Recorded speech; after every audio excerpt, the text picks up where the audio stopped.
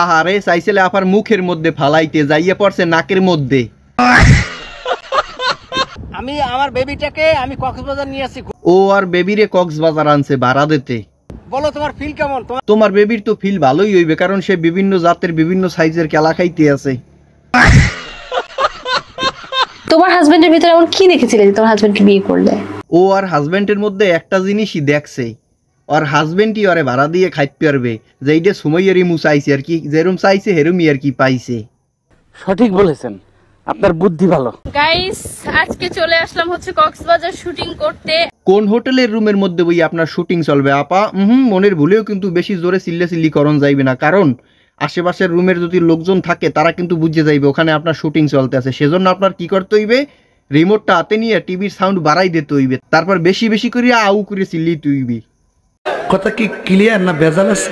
Hello জনগণ, কক্সবাজার কি খালি মানুষ আইফোনের লাগে যায়? না না না না না, খেলাধুলা করতেও যায়। আমাকে কেউ কমেন্টে আর বাংলার সানি লিওন বলবেন না, এটা আমি ভুলে একবার বলে ফেলেছিলাম।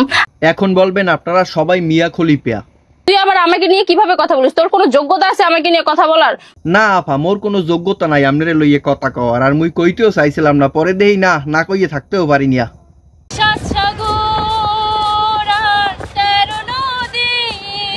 ডাব দুইডা এত বাড়ি পড়েছে প্রেম সাগরে ডুব দিয়ে যেন সাঁতার ভুলেছে রে, হায় বেচারা আমার দেখে প্রেমে পড়েছে। আফার কি কাপড় চুপুর নাই? আফাই দি ছায়া পেনছে বুক বরাবর। ছেড়ে দে শয়তান, তুই আমার দেহ পাবে, আমার মন পাবে না। দেহই তো লাগবে, মন দিয়ে কি করব? তুই কি আমার হবি রে? মোর এত ইচ্ছা নাই আমনের হওয়ার। দেখেন মোর কোনো অডিয়েন্স আমনের হয়নি, হ্যাঁ ইচ্ছা মিচ্ছে থাকতে পারে।